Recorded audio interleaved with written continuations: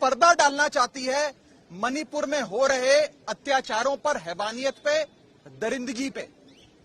दूसरा महत्वपूर्ण बिंदु, मणिपुर में राष्ट्रपति शासन लागू होना चाहिए।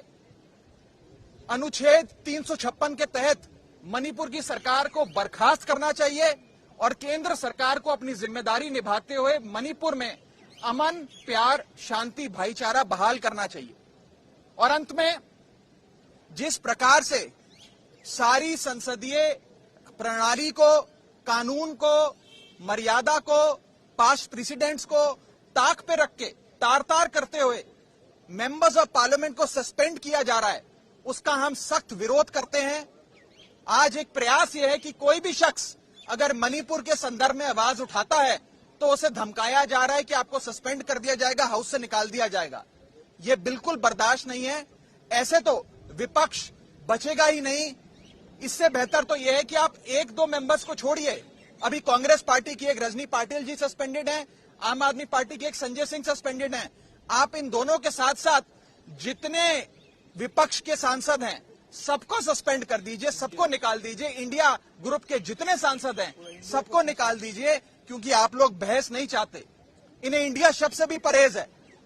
मैं इन्हें कहना चाहता हूं कि गवर्नमेंट ऑफ इंडिया में भी इंडिया है, प्राइम मिनिस्टर ऑफ इंडिया में भी इंडिया है, कॉन्स्टिट्यूशन ऑफ इंडिया में भी इंडिया है।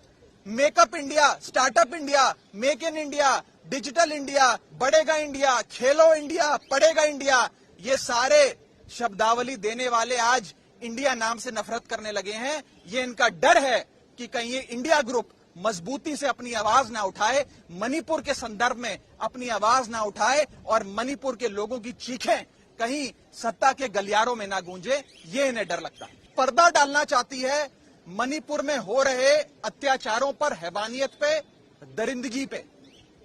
दूसरा महत्वपूर्ण बिंदु, मणिपुर में राष्ट्रपति शासन लागू होना चाहिए।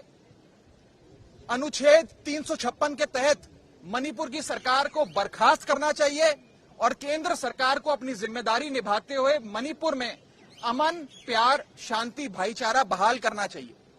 और अंत में, जिस प्रकार से सारी संसदीय प्रणाली को, कानून को, मर्यादा को, पास्ट प्रेसिडेंट्स को ताक पे रख के तार-तार करते हुए मेंबर्स ऑफ पार्लियामेंट को सस्पेंड किया जा रहा है, उसका हम सख्त विरोध करते हैं। आज एक प्रयास यह है कि कोई भी शख्स अगर मणिपुर के संदर्भ में आवाज उठाता है तो उसे धमकाया जा रहा है कि आपको सस्पेंड कर दिया जाएगा, हाउस से निकाल दिया जाएगा। यह बिल्कुल बर्दाश्त नहीं है। ऐसे तो विपक्ष बचेगा ही नहीं। इससे बेहतर तो यह है कि आप एक दो मेंबर्स को छोड़िए। अभी कांग्रेस पार्टी की एक रजनी पाटिल जी सस्पेंडेड हैं, आम आदमी पार्टी के एक संजय सिंह सस्पेंडेड हैं। आप इन दोनों के साथ साथ जितने विपक्ष के सांसद हैं सबको सस्पेंड कर दीजिए, सबको निकाल दीजिए। इंडिया ग्रुप के जितने सांसद हैं सबको निकाल दीजिए, क्योंकि आप लोग बहस नहीं चाहते। इन्हें इंडिया शब्द से भी परहेज है। मैं इन्हें कहना चाहता हूं कि गवर्नमेंट ऑफ इंडिया में भी इंडिया है, प्राइम मिनिस्टर ऑफ इंडिया में भी इंडिया है, कॉन्स्टिट्यूशन ऑफ इंडिया में भी इंडिया है।